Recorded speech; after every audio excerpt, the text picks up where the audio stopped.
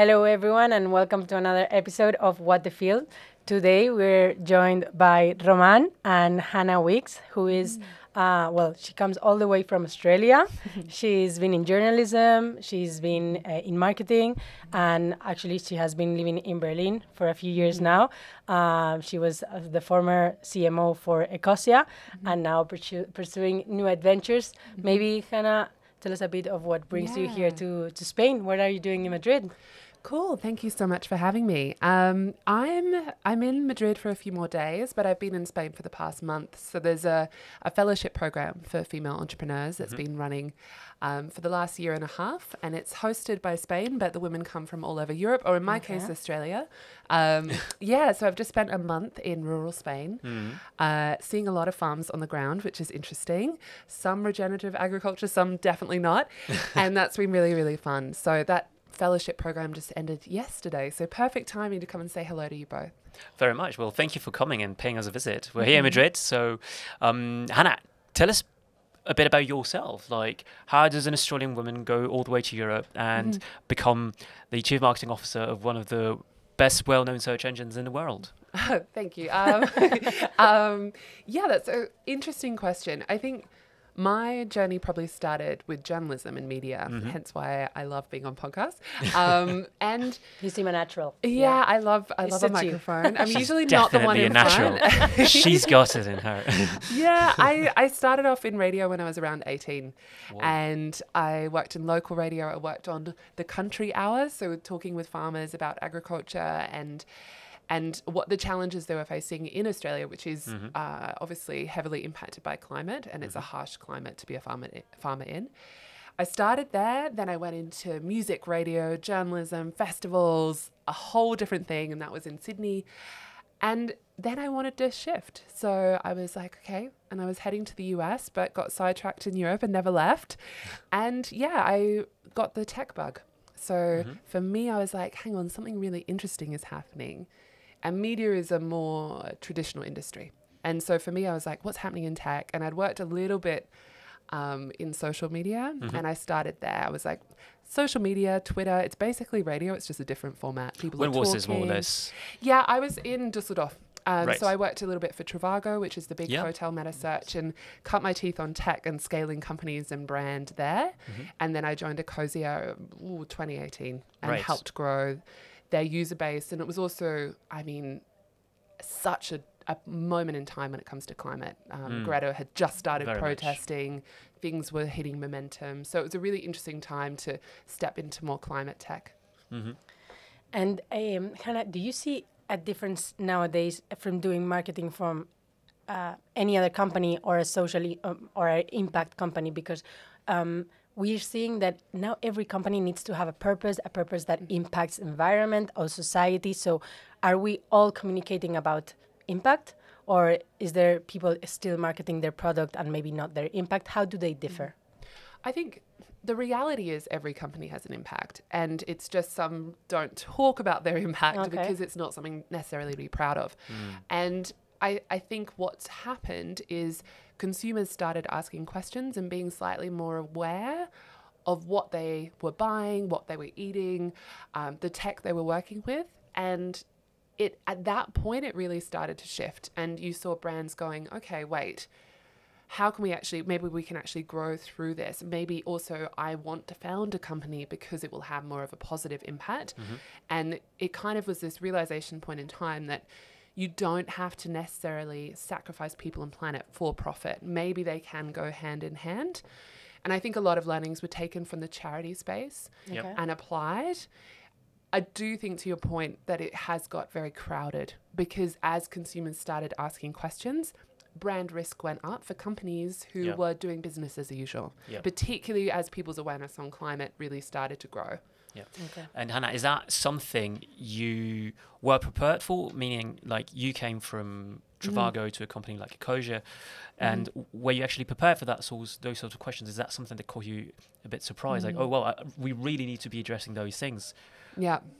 That's an interesting question. I think because I've been a journalist, I knew how risky it can be for a brand when they misstep, or a government when they misstep, or a politician. And I knew the questions to ask, or the questions that could be asked.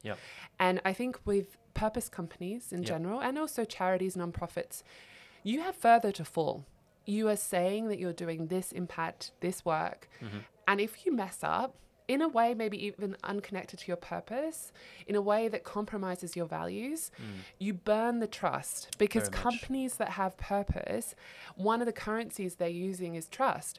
And if you have a company that's just a utility company and someone doesn't think about it, they just turn on their electricity provider, they don't necessarily think about the values of that company. But companies who are particularly in the direct-to-customer kind of space, they have trust and a relationship there. So for me, I was like, okay, the most important thing is trust, and we have to figure out how to market that, how to build that, and it can't just be marketing. It has to be in the DNA of the org for it to hold true. So that's kind of for the companies that start with that trust, because they have a purpose at their core, because they were born like that, and people decide to trust them, and you have to prove it, right? Everything you say, you need to prove it, because if not, people are going to ask questions. But what of the other ones? So what of the companies that maybe don't have that trust? They are incumbents, they're super big, and they want to go towards impact, and they want to marketing this because they're trying to do things better, but they can't because they don't have the trust, and they're going to be pointed at as greenwashing every time. How can they navigate this and marketing the good efforts they're doing and share it with their consumers? I think you can't cut corners. And so you can't start marketing and talking about what you're doing in a tiny part of the business before you've got your house in order. And I think that's, we've seen that happen especially with the way the EU regulation is moving in terms like net zero or greenwashing, and big entities who've gone out and gone, okay, we'll make the flights net zero, or this is all organic cotton. If one tiny facet of your business is doing good, but the rest is not, and you're trying to convince consumers, it will come under scrutiny. It will either come through government regulation, from media, and also from the consumers themselves. So there is a risk in entering the space if you don't clean up house first. But on the flip side, it's incredibly important that the big companies start switching how they operate their business. So it's fascinating that the space is growing. It's interesting that there's more competition, and I think that's a good thing. But with that comes more responsibility. And also people need to be held to account in those spaces as well. Yes, and we're seeing, sorry, Roman, we're seeing more responsibility in that sense. When I myself speak to bigger companies, they're like, no, we cannot market that. Maybe you can because you're smaller, or you can have like a bigger trust with your consumers and they trust what you're saying, but we cannot market that because people would jump at us. So they because the consumers have been like developing this criteria, they're kind of more responsible, and they know people are going to jump at them if they communicate really that what you said, that small part. So it's good kind of this that we as consumers kind of are these greenwashing detectors, and maybe we get it wrong, but we're trying to do that because companies are starting to ask themselves, could I communicate this or not? So yeah. And Hannah, I wanted to ask you, because from my perspective, you're in a privileged position because you've worked for a company that was communicating on impact. And at the same time, I know you're an advisor, for example, for World Fund, and your role is really to scrutinize on the impact that companies are saying they have towards society and the environment. What advice would you give to consumers, or to anyone really that wants to really assess the impact of a company and really be aware, okay, this is greenwashing, or this is some genuine impact? What are the red flags? Oh, interesting question. I think don't look just at the marketing. The marketing can be like a quick, easy window in. So you see something on Instagram, or you see the company's done like a YouTube video, or they've got a big billboard campaign. Interesting. And it might be like, oh, maybe they're actually better than I thought, or maybe they've got a product that actually is aligned with my values. I think especially if it's a big purchase or something that's going to have a high carbon impact, really delve in. Like, look at their financial reports. And this is one of the things that ask for them and find out also, have a look at what reporters are saying as well, because you can often read, particularly at the end of the articles, a bit of a hint of what the company and the ethos is. And I often try and, especially if it's more early stage, I just watch an interview with one of the founders and I can get a bit of a feel for how connected to the mission and the purpose they are. Versus how much it's kind of profit over all else. And seeing that's really interesting. And I think there is a level of like also seeing how much they've committed to different external authorities. So do they have science-based targets when it comes to their climate plan? Do they have a climate plan? And how committed are they to moving not just to net zero but beyond? I mean, that's a very high standard, but it's what we should all be aiming for. And a little bit where do they put their profits? Because companies inherently make profits, that's why they're there. Sometimes they might be very VC backed as they're growing and they're not posting profits, but a lot of companies in the US are doing 1% for the planet, which is an interesting indicator. There's obviously also B Corp, and that movement has also come under some scrutiny, but who they're letting into the movement and who not, and what are the guidelines. But you can see quite quickly how companies have performed. It was interesting, I think The Guardian is a B Corp, and they posted yesterday, we've actually gone up in our recent review from B Corp. You can't keep your B Corp accreditation unless you repeat it every few years. And there's indicators not just about climate and planet, but also about how they treat their staff, which is something that consumers also care a lot about. The treatment of employees, the treatment of people in the supply chain as well. Yeah, I think Christina knows a thing or two about becoming a B Corp, right? You do too.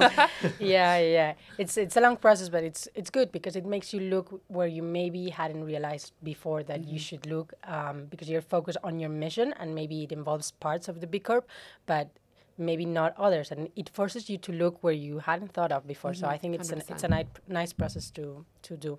Yeah. We had a big internal debate whether to go forward with it or not. In the end, we decided it was the good idea. I mean, we can't be marking our own homework. Yeah. And it always gives you better ideas. And it shouldn't be a goal per se. It should help you improve year after year. So that's in the end.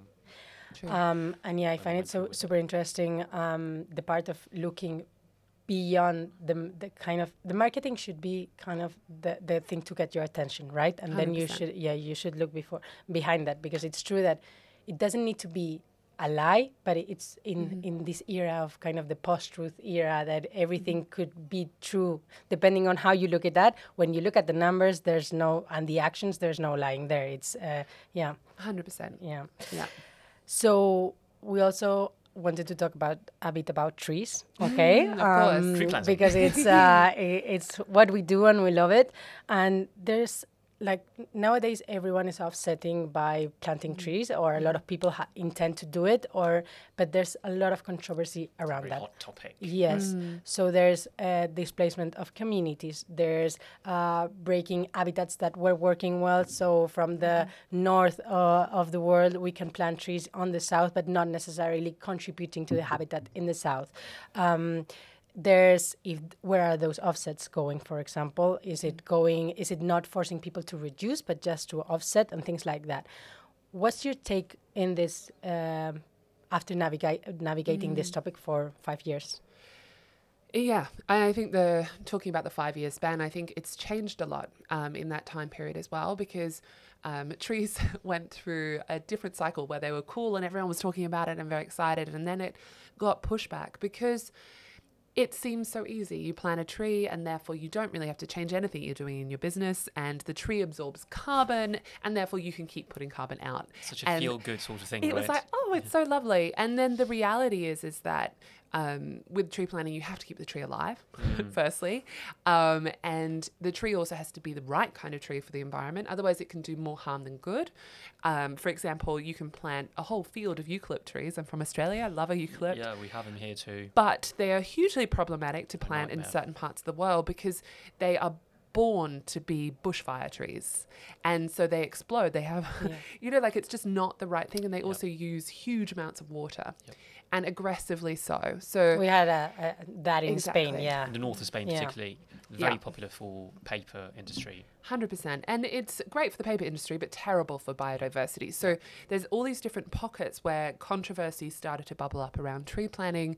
And then with offsets, it's interesting you mentioned that, because that space, there were bad actors in that space. And it is, I think one of the things I learned, which I really appreciated about the tree team at Ecosia, was how committed they were to the data and how committed they were to tracking the trees through multiple ways. So whether it was satellite data, field visits, and really ensuring that if we were going to continue working with different partners on the ground, that the trees from the first investment were there. And I think this is the thing when the supply chain is so long and a big company who has no connection to tree planting is buying carbon credits or offsets, but have no way of actually verifying if they're there or not.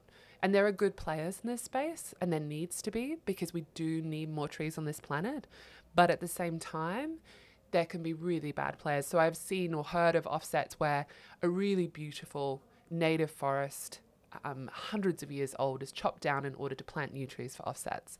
So what's more interesting to me is how do we actually prevent deforestation in the first place? What are the root causes? Exactly. And then also, are there spaces where we need trees where we currently don't have them? And I actually think that's a fascinating one, where it probably crosses over more with the work that crowd farming is doing, because agroforestry is a huge one, but how are we bringing trees into the farming landscape? How does that actually increase the amount of food and really support local communities? And that there's a lot of room for more tree coverage there.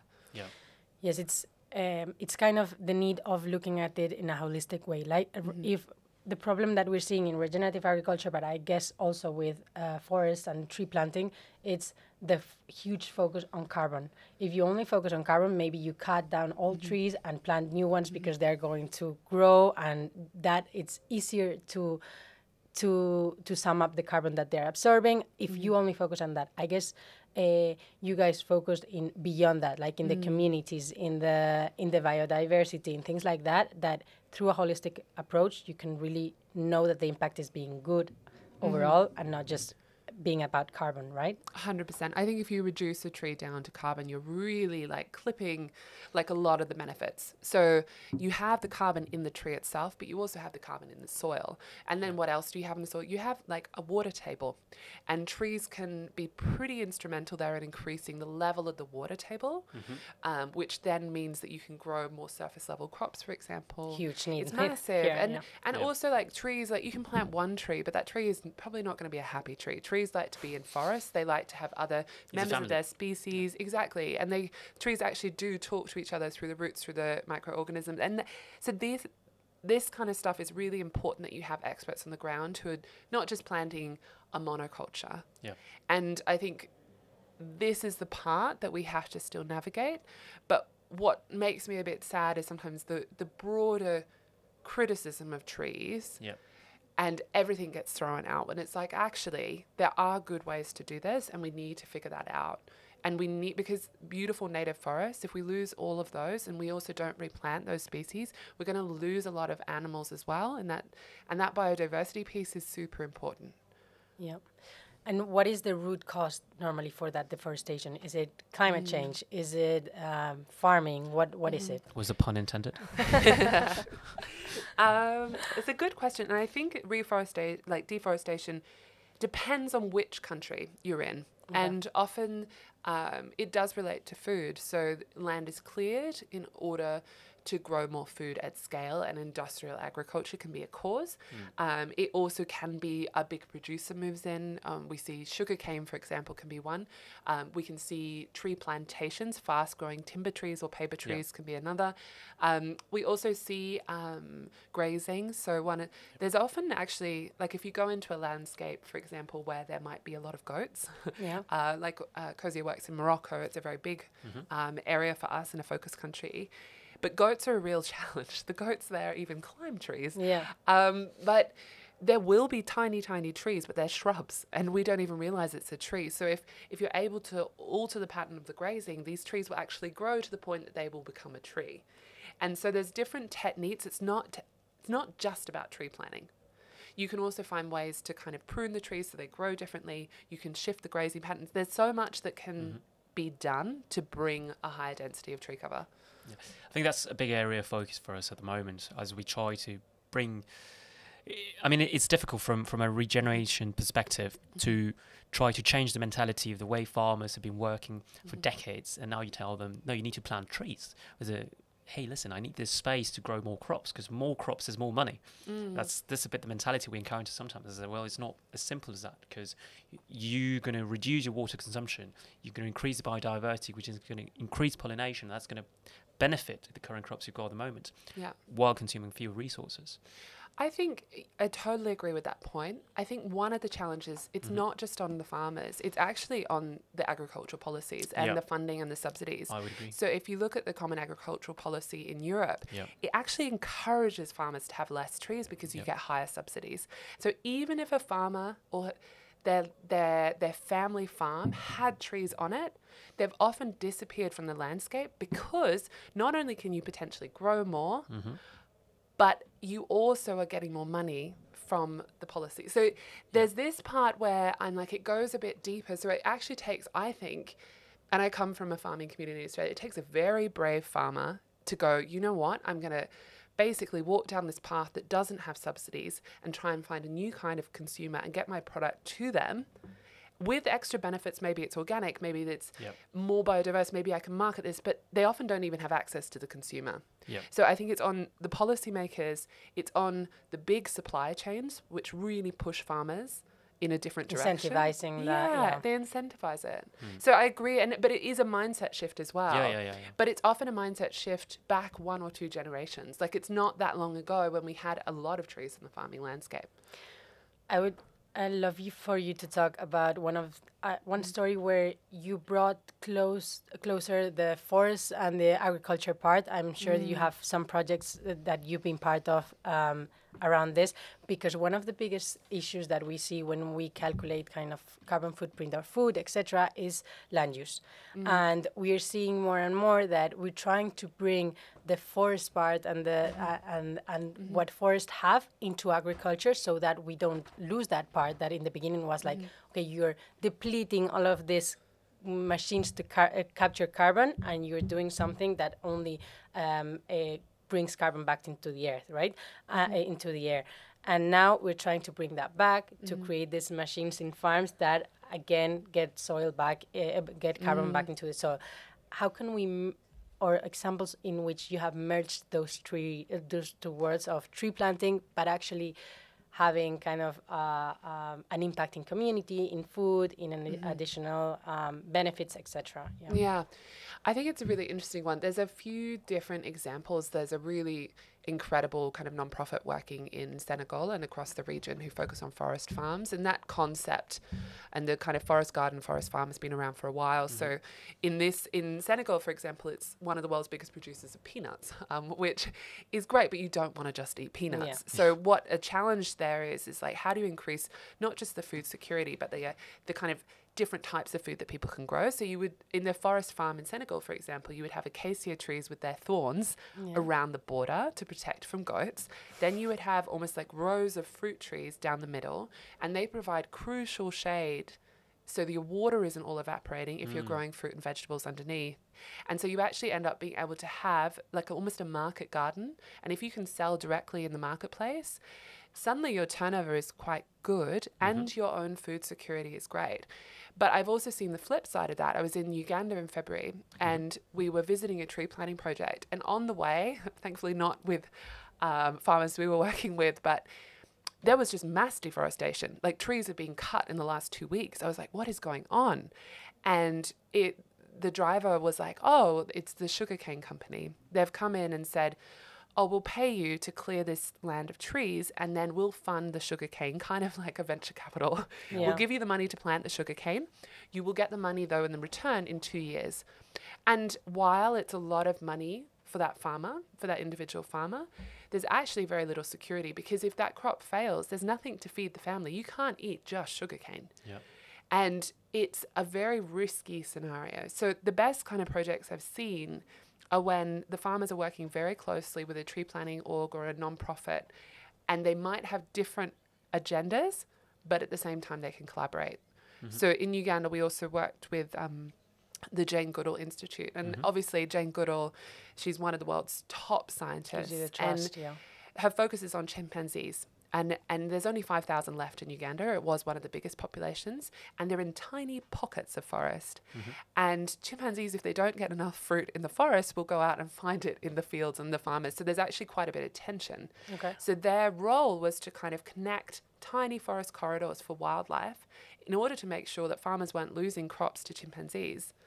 And at the same time, through doing that project, they were providing extra trees to farmers and trees that could bring more income in the form of like fruit, for example. So it's a very interesting. You have one agenda, I want to create habitats for chimpanzees, and you combine it with another agenda, which is I want my crops to be safe. And you can actually find a way through tree planting and restoration to make that happen. I mean, not every country has the chimpanzee challenge, but No, but each one has its challenge, and that's why it's interesting the approach of regenerative agriculture or these types of projects that go into each context and understand what's the problem there. And I found it super interesting what you said, that because there's some bad guys, we cannot stigmatize the whole tree planting. And the same happens with specific products. We've lived it, like, because in one specific area, this product is not farmed sustainably. We stigmatize a product, and that's a huge problem for farmers and a challenge. Like, I'm doing it sustainably, and that's why we should always look behind the big claims, right? Take the time and do your research. Yeah, exactly. But it's difficult. It's difficult if you got 10 minutes to go to the supermarket, what are you going to look for? You just look at the labels, or I recognize organic, sort of. But that doesn't mean farmers are fairly paid, for example, or that the labor employed was enslaved labor. It's simply that it says it's organic, no pesticides. And I think one thing I'm seeing more is, particularly because I live in Berlin in Germany, is there are labels of where it was grown. Yep. And that I find super interesting because, for example, avocados, people are like, oh, it's a high footprint. Oh, it's traveled so far. Like, it's a very big difference between an avocado that's grown in Spain, if you're a European consumer, than an avocado that's grown on another continent. In Peru, yeah. And so there's this piece as well that I think it also comes down to how supermarkets and retailers approach, but also what's the legislation around, so consumers can make a choice. Like, if you don't have the information, you're not going to know where that was grown. And so that kind of piece, I think, really connects us with the land and the food that we're eating. Agreed. Shall we talk a bit about entrepreneurship? Yes, please. Yes. Fantastic. So actually you're touching on a topic that is supermarkets and perhaps small incumbents such as ourselves. And we've seen ourselves as a bit the fight between David and Goliath, right? And I think you've gone through the same thing, right? Because you were a small search engine fighting against the well-established players, Google, Bing, which I'm not really sure if it's a competitor, it's a partner. So what's your take? What advice would you give to smaller players that want to take on very well-established industries and create an impact? I think this is the fascinating thing about entrepreneurship and startups in general, is that they're disruptors. And they're coming into a space because they have an idea about something that can be done differently. Whether it's a completely new concept or they're reinventing the wheel, but in a way that is more adapted to how we're living our lives now. It's a really privileged position in some ways because you get to build your brand from scratch. And obviously I've worked in marketing for a while, and this part is what fascinates me, is that you have to find your story, your why, and then figure out how you can disrupt a player that might have got a little complacent. So an example I think it's really interesting is fintech. And it's not, there's not a lot of huge green players in fintech. There's one called TreeCard that I work with a little bit in the US that Ecosia supported.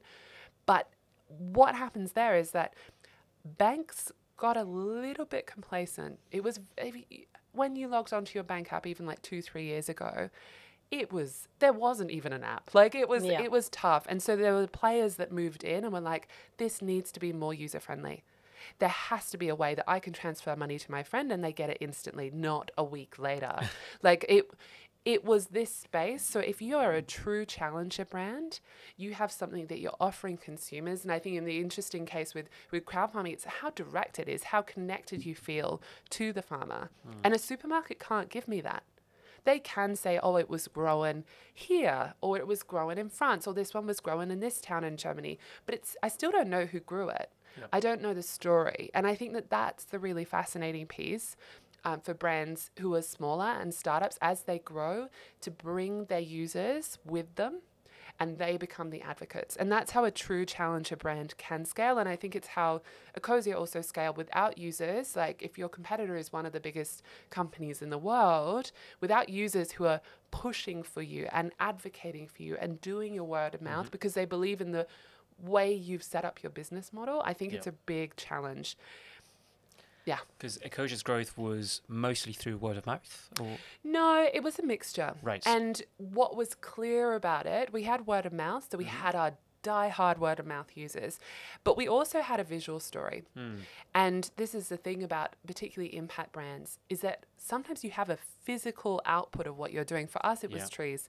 And so we were able to show the story of how those trees were being planted, how they were going, what was happening. And our users in some ways were shareholders for us. And they were so invested in those trees and the outcomes, they had a sense of ownership over that. So for us, we did a lot of visual storytelling marketing, whether that would be through a channel like YouTube or socials, also press, those kind of channels where things are more tangible. You can tell the story of what you're trying to do in a different way. Yeah, I've seen some of the videos actually that were very, very entertaining to watch, like ask questions to a CEO, that sort of thing. That was a lot of fun. And how do you keep this challenger spirit when you grow, when it's not just a bunch of people trying to change the world, but now you're hundreds of people, you're growing, you need to make some compromises in order to grow. How do you not lose that challenger spirit? I think it's important to, interesting you use the word compromise, it's important to actively decide which ones you're willing to make and don't lose the values you started with, because that's also where you can burn the bridge to user trust. So if you are acquired, for example, it's really important that you still have flexibility. I think a really interesting story here is Ben & Jerry's, a very strong activist brand, Vermont. Like it's a whole different feel to what they did. And when they were acquired by Unilever, that's okay. And what was interesting was that in that acquisition process, they really push back on like, you have to still let us be an activist brand. This is who we are. And they had to, in some ways, take Unilever with them on that journey. So that's a really kind of extreme example of being like, okay, this can happen, but this is what we will not compromise. So I think this self-analysis of who the brand is, where the trust is coming from, why do users trust you? And those are things you don't give up. Because if you give them up, then you lose the brand and you will shrink. So it's a different piece. I think for Ecosia, for example, our financial reports that we did monthly had hundreds of thousands of people looking at them, and that's not normal even for a listed company. They were a core tenet of trust. They also showed how many trees we planted that month. They were the engagement method for our community. And if at any point we were to stop doing that piece of trust, even though it's done monthly rather than quarterly, like most financial reports, that would have been a big misstep.